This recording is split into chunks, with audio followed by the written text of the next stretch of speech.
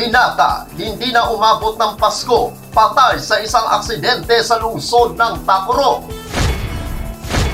Pagdiriwang ng Pasko sa lungsod ng Tacurong, naging matahimik. At kapamilya Green Warriors, pinasalamatan sa Spreading Kindness Activity. Yan ang ulo ng mga balita sa pagbabalik ng Sultan Kudarat Headliners.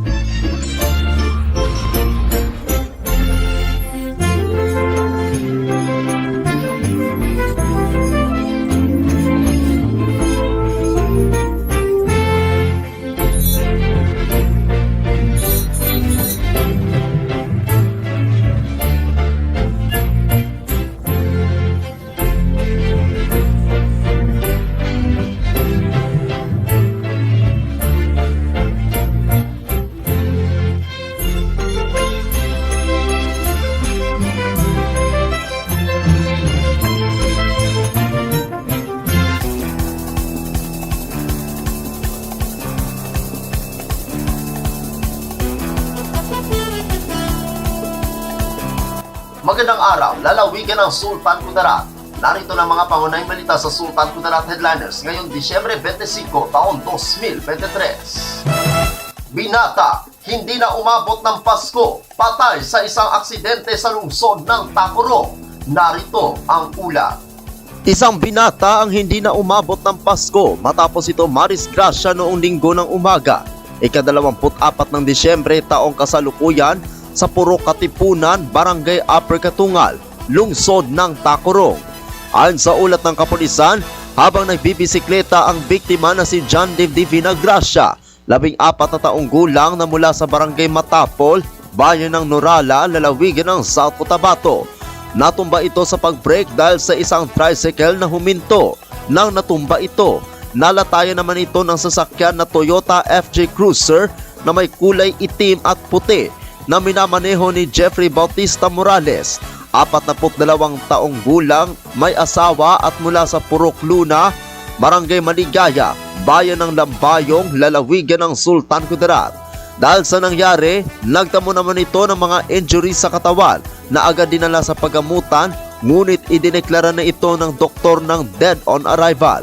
Ayon sa kapulisan at maging sa kanyang kapatid na si Mika de Vinagracia, na persona na nakausap ng news team na nagkaayos na ang kanyang pamilya ay nang nagkasagasa na sasagutin ito ang mga gastusin sa nangyari.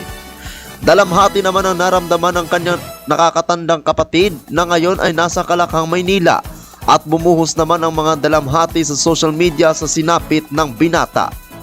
Ako ang inyong kaibigang Apolinario 30 Valencia para sa Sultan Kudarat Headliners. Pagdiriwang ng Pasko sa lungsod ng Tacurong, naging matahimik. Narito ang ulat.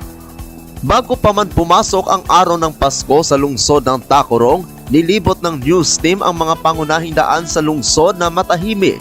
Nakakaunti lamang ang mga sasakyan ang dumadaan sa mga daan. Habang sa simbahan naman sa Nuestra Señora de la Candelaria sa Lapu-Lapu Street, puno naman ito ng mga nagsisimba na nagkaroon ng pagsasadula ang simbahan na tinawag na panunuluyan, na ipinakita ang paglalakbay ni na Jose at Maria na naghahanap ng lugar kung saan ito manganganak.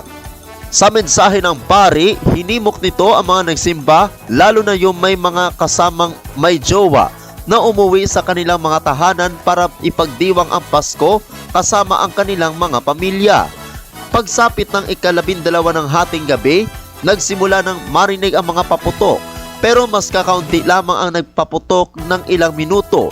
Makalipas ay unti-unti nang tumahimik ang mga paligid. Sa pagsapit ng Pasko sa lungsod ng Tacurong, naging matahimik naman ito na kung saan masayang nagsama-sama ang mga pamilya sa oras ng Noche Buena na inaalala ang kapanganakan ni Jesucristo. Ako ang inyong kaibigang Apolinario 30 Valencia para sa Sultan Kudarat Headliners. Para sa uling balita, Kapamilya Green Warriors pinasalamatan sa Spreading Kindness Activity. Narito ang ulat. Isang napakasayang araw noong ika-22 ng Disyembre taong kasalukuyan para sa grupo ng Kapamilya Green Warriors ang handugan ng pasasalamat ng Spreading Kindness Activity ni Mayor Joseph George L. Lechoncito, MD, DPA, kasama ang Peso Tacurong.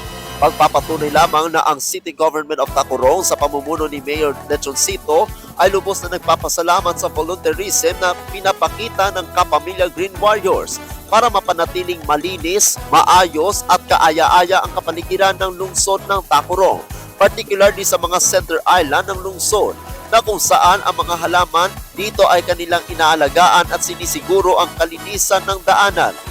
Nagkaroon ng maikling programa at pagbibigay ng food box at munting salo-salo na pang-umagahan para sa mga kasapi at isang dance number mula sa grupo. Dumalo din sa programa ang First Lady ng lungsod na si Dr. Marilyn Lechoncito at ang founder ng Kapamilya Green Warriors na si Binibining Psyche Emso Caldito, DPA, at mga section head at city mayor staff upang ipakita ang suporta at pasasalamat sa Kapamilya Green Warriors. Maraming salamat Kapamilya Green Warriors sa inyong dedikasyon at volunteerism para sa lungsod ng Tacurong, tunay na kapamilya, nagmamahalan at nagtutulungan. Ako ang inyong kaibigang Apolinario 30 Valencia para sa Sultan Kudarat Headliners.